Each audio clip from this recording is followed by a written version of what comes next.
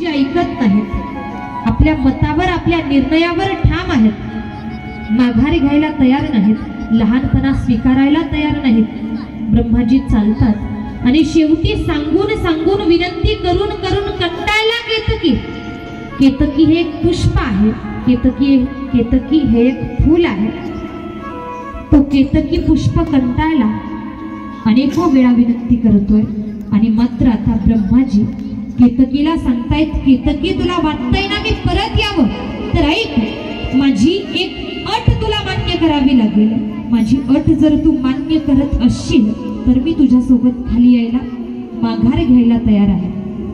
काय अट मांडलीये ब्रह्मदेवानं?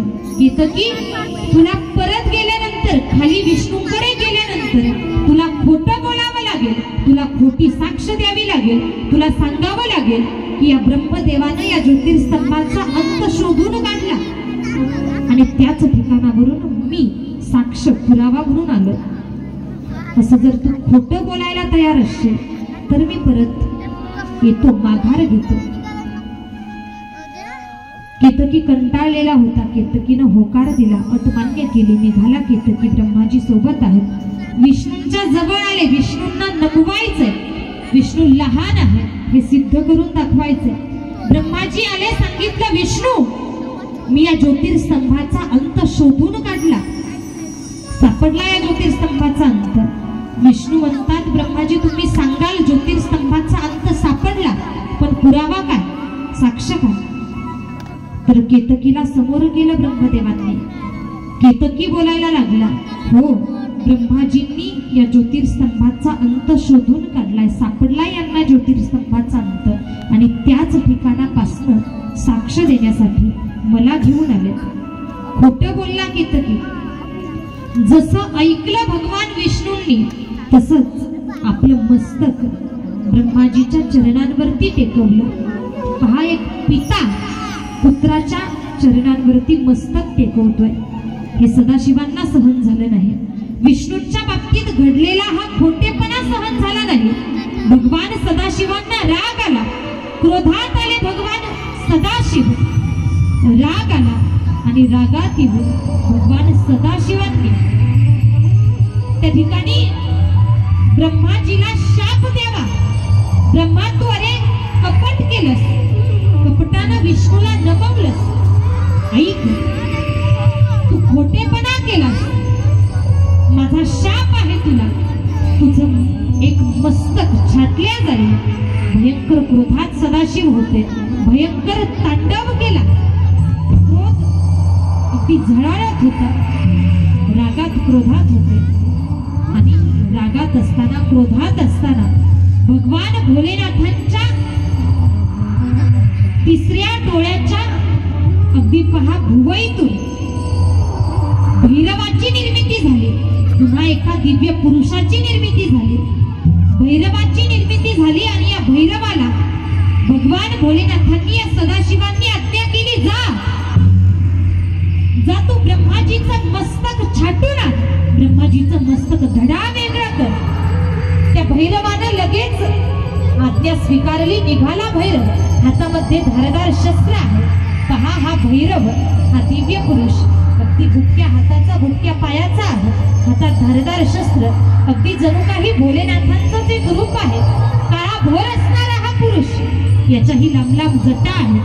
हा भैरव नावाचा पुरुष निघाला, धारदार शस्त्र घेऊन निघाला आणि त्या ठिकाणी जाऊन ब्रह्मदेवाचं एक मस्तक धडा वेगळं केलं. ब्रह्माजीचं मस्तक छाटल्या गेलं. ते मस्तक घेऊन हा भैरव सदाशिवांकडे आला.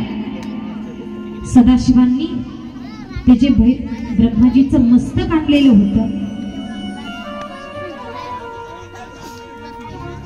त्या मस्तकाचं, त्या तोंडाचं मांस भैरवाला भक्षण करण्यासाठी दिलं, रक्त पिण्यासाठी दिलं. त्यानंतर त्या मस्तकाच्या ज्या जटा होत्या किंवा जे केस होते, जी दाढी होती, त्याची एक वेणी गुंफली गेली. डोळ्यातली बुबुळ त्या वेणीमध्ये गुंफली आणि ती वेणी भैरवाला गळ्यामध्ये धारण करण्यासाठी दिली. त्या मस्तकाची जी कवटी होती ती कवटी भैरवाच्या हातामध्ये दिली. मायबाप पहा, आणि म्हणूनच भैरवाच्या हातामध्ये आपल्याला कवटी दिसते। असा हा भैरव, ज्यांना आपण कालभैरव सुद्धा म्हणून उल्लेख केला जातो। पहा, कालभैरवाची निर्मिती झाली, ब्रह्मदेवाचं मस्तक छाटलं गेलं आणि तरी सुद्धा सदाशिवांचा राग शांत झालेला नाही। ब्रह्मानं कपट केलं यात नवल नाही, तर केतकीनं सुद्धा खोटेपणा केलाय। राग आला आणि सदाशिवांनी त्या ठिकाणी केतकीच्या समोर प्रगट होऊन केतकीला शाप दिला। केतकी, अरे आजपर्यंत तू माझा आवडता होतास। केतकी पुष्पाचा वापर भगवान भोलेनाथांच्या पूजेमध्ये केला जायचा।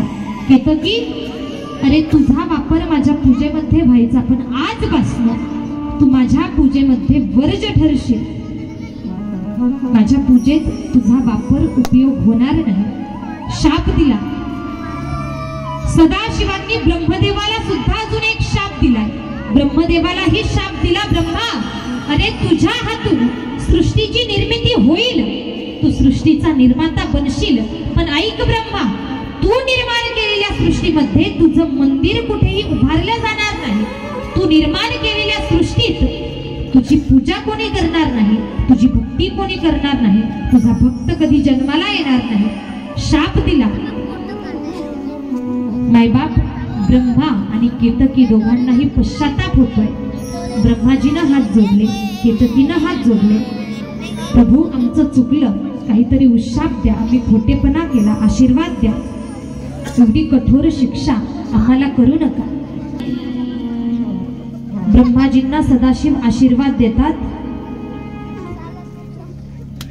की ब्रह्मा, अरे तू निर्माण केलेल्या सृष्टीमध्ये भलेही सर्वत्र तुझी पूजा केली जाणार नाही, पण ऐक, अवघ्या विश्वात एका ठिकाणी मात्र तुझं पूजन केल्या जाईल, एका ठिकाणी तुझं मंदिर उभारल्या जाईल, आशीर्वाद दिला। आणि तुम्ही पहा, आजही राजस्थानमध्ये अजमेर या ठिकाणी पुष्कर नावाचं तीर्थ आहे।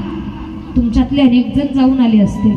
पुष्कर नावाचं तीर्थ, त्या ठिकाणी अवघ्या विश्वातलं ब्रह्मदेवांचं पहिलं म्हणजे एकमेव मंदिर आहे। त्यानंतर केतकी पुष्पालाही आशीर्वाद दिला, केतकीला आशीर्वाद दिला की भलेही माझ्या पूजेत तू वर्ज ठरशील, पण इतर देवता तुझा स्वीकार करतील, नव्हे तर तू सुगंधी आहेस, तुझ्यापासनं जे अत्तर बनवले जाईल त्या अत्तराचा मात्र मी स्वीकार करेल।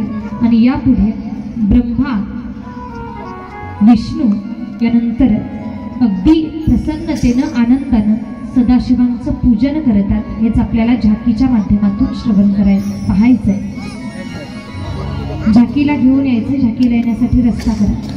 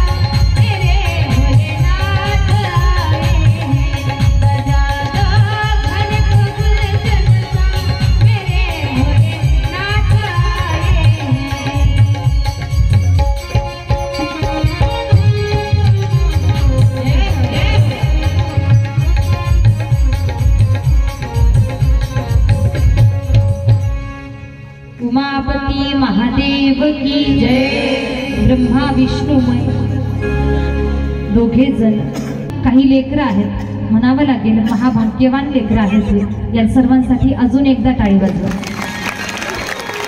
आणि आता सर्वांनी लगेच उठून उभं राहायचंय, आरती होईल। विष्णुदेवच्या भूमिकेत उन्नती बालू तांदोरे, लक्ष्मी देवीच्या भूमिकेत राधा विलास गिले व भक्तगणामध्ये सोनाक्षी पांडुरंग तरडे पिपरी व दुसरे भक्तगण तनुश्री राजू नरड वडनेर। आणि या झाकीची सजावट ज्यांनी केली आहे